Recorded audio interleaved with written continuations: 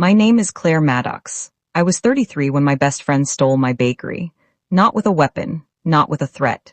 With a notary stamp, a Tuesday afternoon, and 11 years of knowing exactly how much I trusted her. The business was called Honey and Flour. The name was mine. The recipes were mine. The 4 a.m. wake-ups, the flour burns on my forearms, the 3 maxed credit cards from 2019 that I paid off one painful month at a time, all mine. Tara Whitfield got her name on the door in year 2 because I believed in partnership. I believed in her. I believed that the woman who held my hand at my mother's funeral and drove me home from the hospital after my appendectomy would never look me in the eye and lie. I was wrong about all 3 of those beliefs, but I am getting ahead of myself. Let me take you back to Nashville, Tennessee. Summer of 2017. A 900-square-foot rental space on Gallatin Avenue, a broken convection oven I bought off Craigslist for $200, and one woman who had been baking since she was 7 years old standing in the middle of it all thinking, this is it. This is finally it. Welcome to Calm Drama Stories. This is where real stories get the ending they deserve. Not with screaming, with strategy. If this one hits close to home, drop a comment and subscribe. Now let me take you back to where it all started. I grew up in Clarksville, Tennessee, 40 minutes north of Nashville. My grandmother, Ruth Maddox, baked every Sunday morning without fail. Biscuits, pound cake, chess pie, banana pudding from scratch. No box mixes, no shortcuts. She said shortcuts were just excuses wearing an apron. I was in that kitchen every Sunday from age 7 until she passed when I was 19. By the time I was 12, I was making her buttermilk cake alone while she sat at the table drinking coffee and correcting my technique from a distance. Don't rush the fold, Claire. Batter knows when you're in a hurry. It punishes you for it. I never forgot that. I studied hospitality management at Middle Tennessee State. Graduated 2009, right into the teeth of the recession. Spent 4 years managing a chain hotel breakfast operation, another 2 years as assistant pastry chef at a mid-level restaurant downtown that smelled like fryer grease and broken dreams. But every spare hour I spent developing recipes, testing ratios, learning the science behind why my grandmother's biscuits were different from everyone else's. The answer was cold butter, a light hand, and the fact that she never once rushed. I met Tara Whitfield in 2014 at a mutual friend's birthday dinner. She was funny, sharp, loud in the best way. She worked in marketing for a healthcare company and hated every minute of it. We became close fast the way some women do. Inside jokes within a month, texting every day within 2, knowing each other's coffee orders, fears, and family drama within 6 months. In 2016, I told her my plan. A bakery, real one. Scratch baking, rotating seasonal menu, local sourcing, a coffee program, a small case of grab-and-go items, and a Saturday morning line out the door. She leaned across the table and said, I want in. I should have asked more questions about what it meant to her. We opened Honey and Flour in March of 2017. I handled everything that involved flour, butter, heat, and taste. Tara handled everything that involved Instagram, vendor relationships, and the front-of-house charm that I frankly did not have the energy for after being up since 3:45 every morning. The arrangement worked. By month 4, we had a following. By month 8, we were profitable. By year 2, we had a waitlist for custom cake orders 3 months deep. I drafted a partnership agreement in 2018. 50-50 ownership, joint decision-making, equal draw from profits. I used a template I found online. We both signed it, and I filed it away in a green folder in my home office and did not think much more about it. That was my first mistake. The business grew in the specific slow, steady way that real things grow. Year 3, we hired 2 part-time employees. Year 4, we expanded the space into the adjacent unit. Year 5, we launched a small wholesale line, our brown butter chocolate chip cookies in craft paper bags, sold in 6 local coffee shops. I was doing the baking, the recipe development, the wholesale production, the inventory management, and the bookkeeping. Tara was doing the marketing, the customer relationships, the vendor meetings, and an increasing number of what she called strategic planning sessions that I was never invited to, and that I never pushed to attend because I trusted her, and because I was usually covered in chocolate ganache at 6 a.m. and had no bandwidth for meetings. That was my second mistake. In January of 2023, I found out I needed surgery. My appendix had been causing low-grade issues for months. Nothing dramatic. A dull ache I kept ignoring because I had croissants to proof and payroll to run. In January, it became impossible to ignore. Emergency appendectomy on a Thursday. 4 days in the hospital. 6 weeks of restricted activity. Tara drove me home from the hospital. She sat with me the first 2 nights. She brought soup and told me not to worry about the bakery, that she had everything handled. I believed her. Of course I believed her. She was my best friend. What Tara had handled during those 6 weeks, I would not discover for another 4 months. I came back in March, thinner, tired, grateful to be in my kitchen again. The bakery smelled like brown butter and espresso and everything I had built. I tied my apron, washed my hands, and got back to work. Things felt slightly different, but I told myself I was just readjusting. The moment I knew something was wrong was a Wednesday afternoon in May.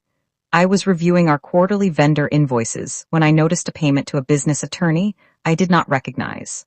$1,400 in February. The description said entity restructuring. I sat very still for a moment. Then I opened a separate browser tab and searched Tennessee Secretary of State Business Registry. I typed in Honey and Flour LLC. The page loaded. Registered agent, Tara Whitfield. Sole member, Tara Whitfield. Date of restructuring, February 14, 2023. 11 days after I came home from the hospital. I stared at the screen. The refrigerator compressor hummed behind me. A car passed outside on Gallatin Avenue. Normal Wednesday things happening around an abnormal discovery. Sole member, not partner, not co-owner, sole member. I had been removed from my own company on Valentine's Day while I was at home recovering from surgery, taking the pain medication she had picked up from the pharmacy, eating the soup she had brought me in Tupperware containers with little sticky notes on the lids that said, "Rest up, we need you back." I closed the laptop, sat in my kitchen for 22 minutes. Then I called my cousin Dana, who had graduated from Vanderbilt Law in 2015 and practiced business litigation out of an office on Broadway. The call lasted 18 minutes. Dana was quiet through most of it. Then she asked, "Do you still have the original partnership agreement?" Green folder, home office, get it tonight, don't say a word to Tara. Come see me Friday morning. I hung up, opened my notes app and typed 4 lines. February 14th, restructuring, sole member filing, original agreement, green folder. Friday, Dana, I did not cry, I did not call Tara. I tied my apron back on and went to proof the sourdough, because the sourdough did not care what Tara had done, and the Friday morning customers did not deserve bad bread, because my business partner had committed fraud. Friday morning, Dana's office. She had pulled the Secretary of State filing before I arrived. It was sitting on her desk next to a yellow legal pad already half covered in notes. She looked up when I walked in, sat down. "This is not a misunderstanding." "I know," she laid it out. The 2018 partnership agreement, even as an informal document, established material interest. The restructuring without my knowledge or consent was legally actionable. The use of business funds to pay the attorney who facilitated it was potentially a breach of fiduciary duty. And the fact that it happened while I was medically incapacitated added a dimension that any reasonable judge would notice. "Can I get my name back on the business?" "Yes, but let's do more than that." She leaned forward. "The wholesale accounts. The custom cake client list, the recipes, the brand, you built all of it. She restructured the entity, but she cannot restructure what is yours by origin. We document everything. Every recipe in your handwriting, every vendor relationship you established, every account you opened. We build the case quietly and completely. Then we move." "How long?" Dana picked up her pen. "When is something big coming up for the bakery?" I thought for a moment. We had been planning a 5-year rebrand for months. New logo, new packaging, new wholesale pitch to a regional grocery chain. Tara had scheduled a launch event for late July. Investors, press, the grocery chain buyers, local food bloggers. She had been planning it for 3 months. She had been planning it while I was in surgery. "Late July," I said. "She has a launch event. Investors will be there." Dana smiled. The kind of smile that means she has already done this before and it worked. "That is our date." I want to stop here and say something to anyone watching.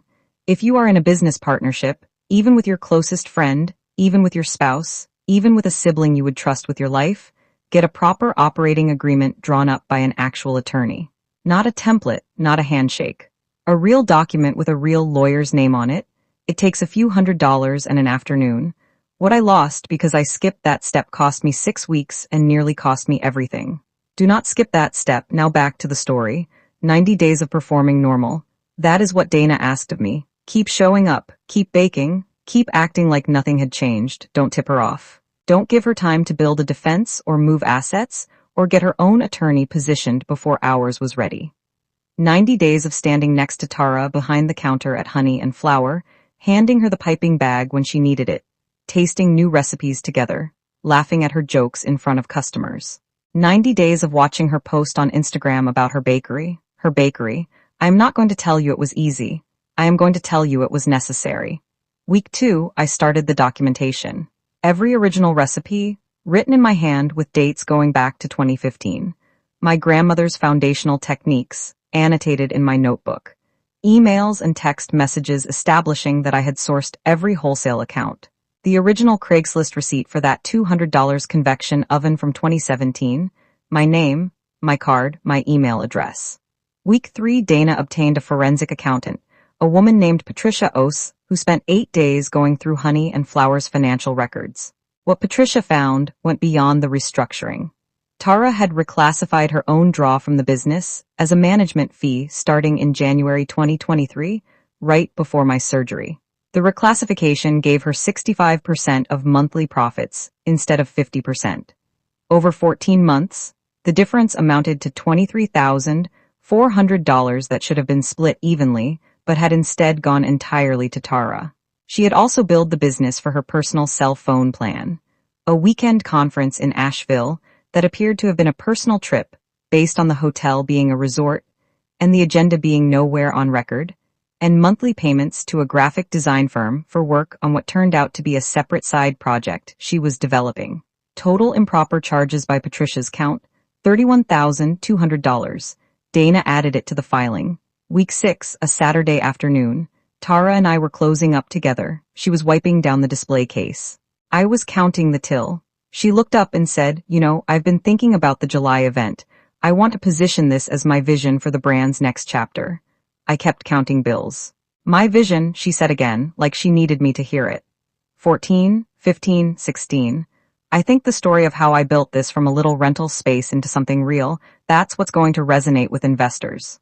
2021, I looked up, I smiled. That's a good angle, I said. She nodded, satisfied, went back to wiping the glass. I went back to counting.